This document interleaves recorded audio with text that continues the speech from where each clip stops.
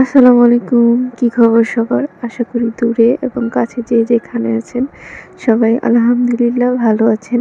আমিও ভালো আছি। আপনাদেরকে আবার স্বাগতম হ্যাপি উইথ নুসু চ্যানেলে। আমি নুসরাত।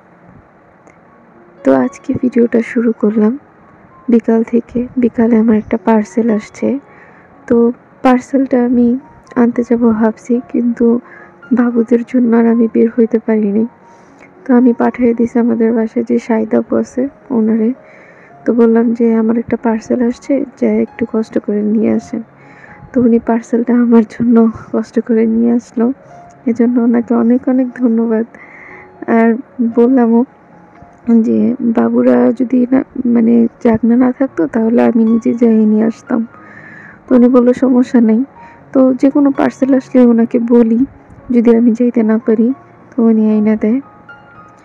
আজকে পার্সেল ছিল 2টা গেঞ্জি অর্ডার করছিলাম, রাত্রে পরার জন্য। কারণ এখন তো প্রচুর গরম পড়ছে, যদিও ইদানিং কিছুদিন যাবৎ বৃষ্টি পড়তেছে, তারপরও রাত্রে কমফোর্টেবল হয় এই গেঞ্জিগুলো পরে ঘুমালে। তো এই কারণে নাইট ড্রেস হিসেবেই অর্ডার করলাম। তো দেখলাম যে গেঞ্জির কাপড়গুলো খুবই সফট আর খুবই ভালো। এর আগে যদিও এরকম গেঞ্জি আমি পরি নাই, এখন দেখলাম এগুলো নতুন বের হইছে। তো অর্ডার করলাম 2টা, দেখি আপাতত 2টা ইউজ করে কেমন। তো দুটোটাই হচ্ছে জার্সি কাপড়ের। প্রথমে আমি হয়তোবা ভাবছিলাম যে সুতি কাপড়ের হবে, কিন্তু আসলে না, এগুলো জার্সি কাপড়ের। তো দেখলাম যে মোটামুটি ভালোই। আর এগুলো 2 পিস হিসেবে বিক্রি করা হয়। তো অন্য সব পেজেই আমি দেখলাম যে এমন গেঞ্জিগুলোই বিক্রি করা হইতেছে। তো আমি ভাবছিলাম যে হয়তোবা কটনের হবে বা সুতি কাপড়ের হবে, কিন্তু না, এগুলো জার্সি কাপড়ের। তাও ভালোই, মোটামুটি ভালো। তবে যারা একটু হেলদি বা একটু স্বাস্থ্য বেশি, তারা আমি মনে করবো এগুলো না নেওয়াই বেটার। কারণ এগুলা রাতে পরলে ঠিক আছে, দিনের বেলা পরে থাকার মতো না। এগুলা খুবই ফিটিং, শরীরের সাথে লাগা থাকে।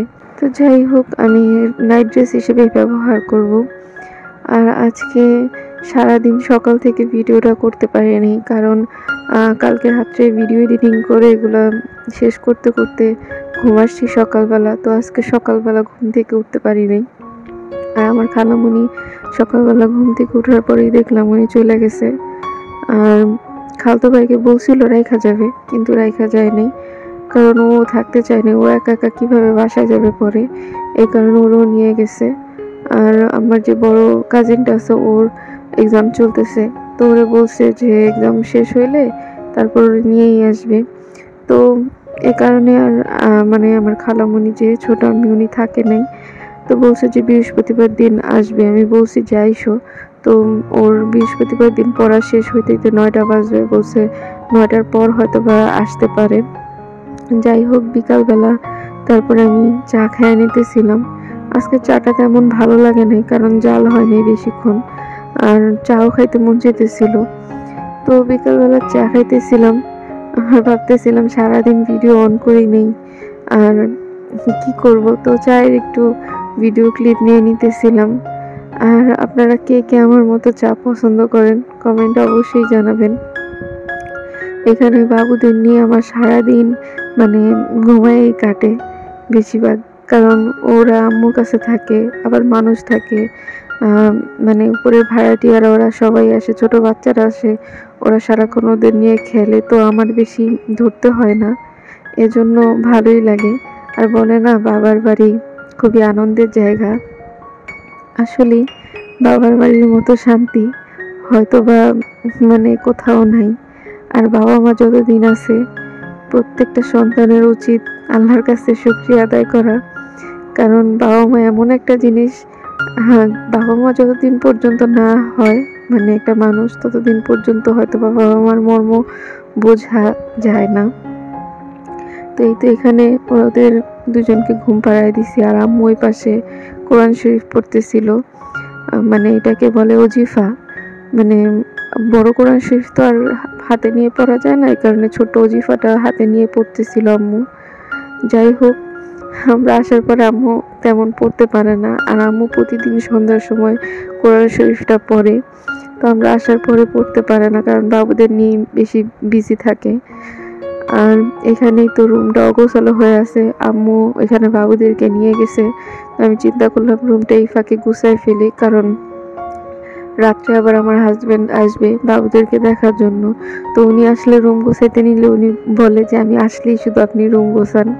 আসলে তেমন না, উনি আসলে কি বাবুদের ধরে, তখন আমি রুমটা গুছাই ফেলি।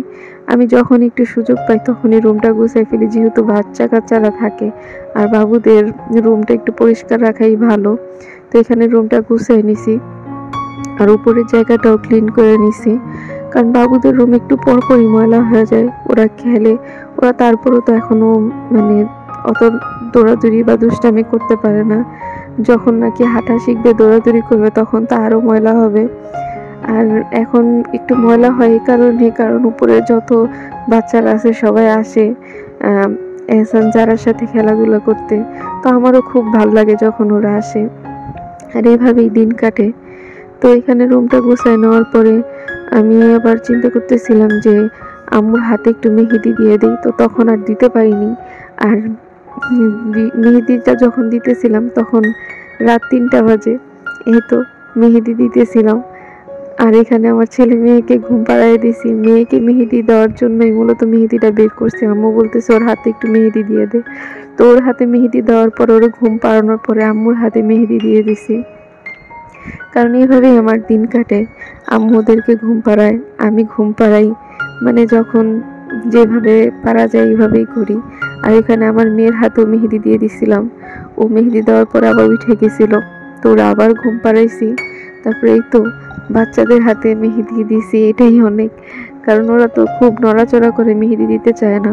তো যতটুকু পারছি ততটুকুই দিছি। তো এই ছিল আজকের ভিডিও। সবাই ভালো থাকবেন, দোয়া করবেন আমাদের জন্য, আর সুস্থ থাকবেন যে যেখানেই আছেন। আসসালামু আলাইকুম।